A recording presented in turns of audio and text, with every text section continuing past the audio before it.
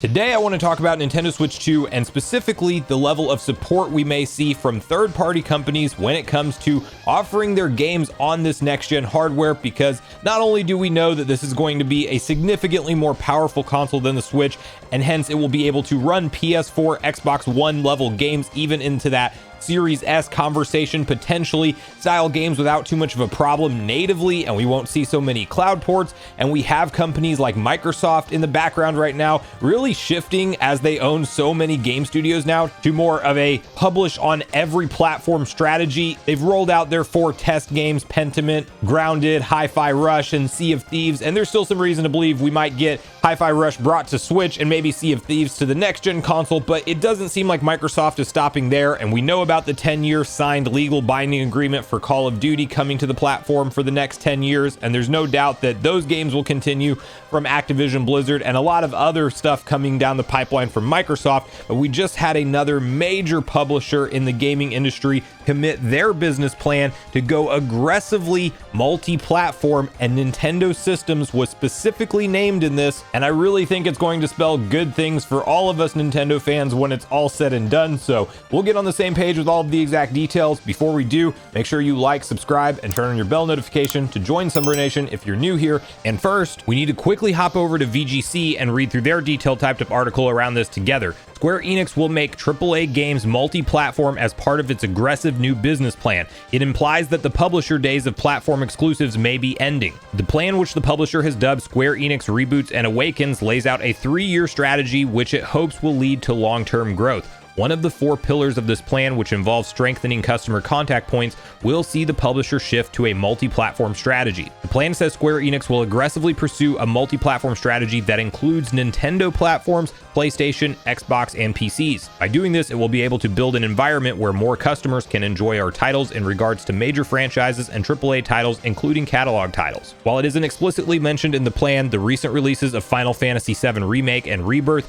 are the most obvious examples of Square Enix releasing a platform-exclusive AAA title. This new plan appears to suggest that such platform exclusivity may not be in Square Enix's best interest anymore, and that it may even be planning to release some of its previous catalog titles on newer platforms, be that Xbox consoles or the successor to the Nintendo Switch. Elsewhere in the document, Square Enix stresses that it has to shift from quantity to quality and focus on delivering games that are enjoyed by more players. So the reality is, while in recent years Square Enix has had a very close working relationship with Sony around a lot of their first-party AAA games, most notably the Final Fantasy ones mentioned in the article, both Remake and Rebirth, 7 Remake and Rebirth, as well as Final Fantasy 16, all being PlayStation 5 exclusive. You don't see them anywhere else on any other consoles, or within the PlayStation ecosystem. There's some of those are on PS4, like Final Fantasy 7 Remake, clearly, but you get the idea. Those type of major budget AAA games, Square Enix is recognizing that with ballooning game development budgets, layoffs happening, restructurings happening all over the industry right now,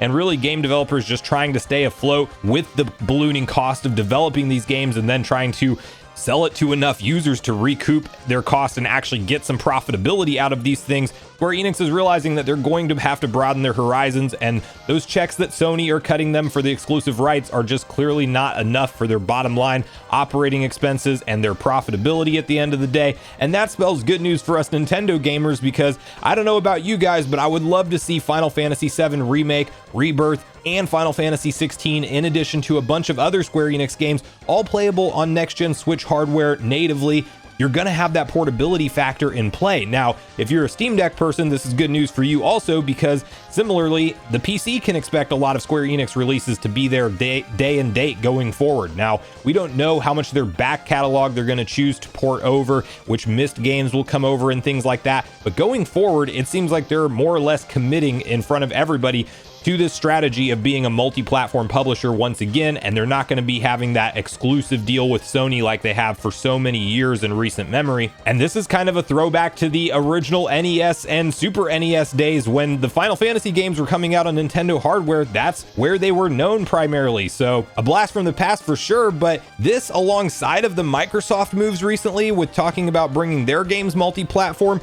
really has me excited, specifically for the breadth of different third-party games we will see launch on Nintendo Switch 2 hardware. I think it's really exciting when we talk about a more capable console up to the level of a PS4 Pro in docked mode, and essentially like a PS4 in handheld mode is the rumors if you're paying attention to the leaked specs and things, and maybe it's even getting close enough to a Series S when docked. And that to me, I think, is the perfect level of power, where you kind of go to the PS5 and Xbox Series X and S generation and you look at just the gap in time of games being developed, how long it takes them, and then sometimes how many bugs and glitches and various broken states that they're launched in. Then you see all these industry shifts happening and layoffs and the ballooning cost of the development for these games, and you start to ask yourself, is it really worth it to have that extra 10% visual quality in some of these games, and then you just don't get to play them near as frequently and you don't get as many new experiences as frequently? And the question starts to become in my head, how much do we care about ultra realistic looking games, and is there a sweet spot to it? And is the PS4 Xbox One generation kind of that sweet spot in visual fidelity with games that come out frequently enough that you can enjoy them and you don't have to see studios that you love shut down left and right because they can't afford a 7-year game development cycle and the budget that comes along with that? There very well may be a sweet spot, and Nintendo might be in that for their entire next console generation, because with the Switch that we have today, when you see the cloud ports or you just see drastically downgraded ports make it over to the console, you're probably more leaning towards just picking it up for another console if you do own one of those. And that is something that I'm hopeful will start to become a thing of the past, and rather you will see the Switch 2 as the go-to platform for a lot of these games, because you have the portability factor in play and you still get great looking visuals with the more capable console at its core, and tricks like DLSS up its sleeves baked into the GPU at the core level with their partnership with Nvidia. It's going to be an exciting time. Now, I don't think we're going to turn around and see Square Enix announce all of these games for Nintendo Switch 2 right away, but once we get more concrete info around the launch timing from Nintendo, I do think we're going to turn around and see games like Visions of Mana, that's already confirmed to come to other consoles, also get announced for Switch 2,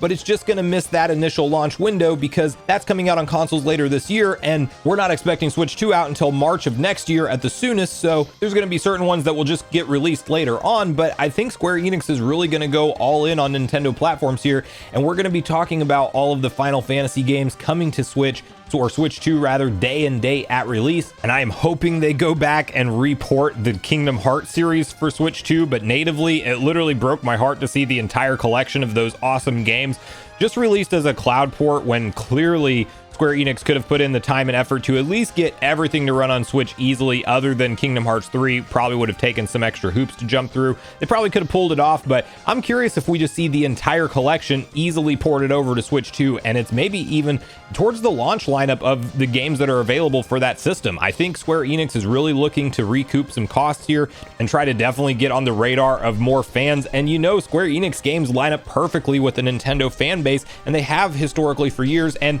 not to say that Square Enix doesn't support Nintendo Switch today, because clearly they do with a ton of their different RPG style games, but the big AAA franchises are the ones in question here, and that sounds like it's now slated to head to Switch 2, which is a great news scenario for us Nintendo fans. So let me know in the comments down below which Square Enix franchises you're hopeful make it over to Switch 2. Are you excited that it seems like more and more third-party publishers and companies are on board with bringing over more of their games to Nintendo's next-gen platform? And do you think it's going to be some kind of blowout where we have a ton of games to pick for right around the Switch 2's launch, or do you think it might take a year or two to start to see some of that stuff ultimately come to fruition? So thanks so much for watching the video today, everyone. Make sure you share all your thoughts and feelings with me in the comments down below before you leave the video, regardless of if we agree or disagree. Also, make sure you like, subscribe, turn your notification bell, and I will see you guys in the next video.